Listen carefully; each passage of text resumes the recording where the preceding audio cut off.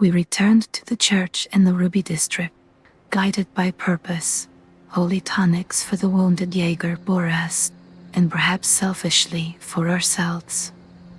Vicar Henry greeted us with warmth unnatural during this day of wrath.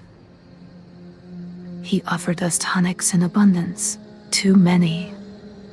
It was not charity that troubled me, but possibility. The church had no such stores when the world was brighter.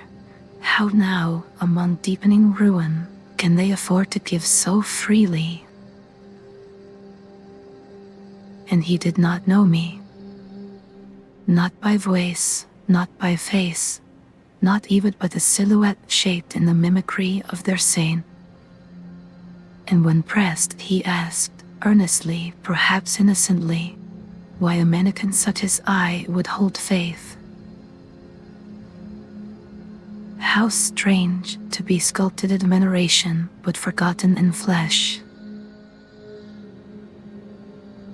We pressed onward with questions unanswered towards the brewery, guided by Borast's memory and the scent of blood in the air.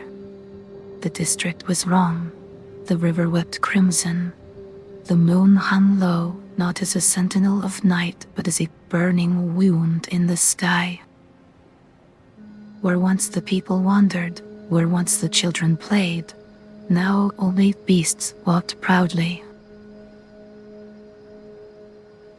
We came across a hunter, wounded and raving.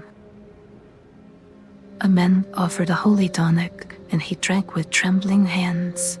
He warned us of a creature of shadow and cunning, one that slips through the cracks and trust alike.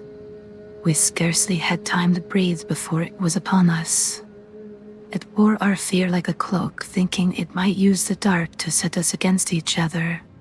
But it was mistaken. We do not tremble in the dark, we were made in it. And it died, barely knowing the error of its ways.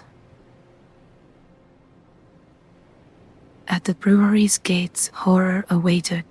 Grotesque things, once men, now beasts, fed the helpless into a grinder.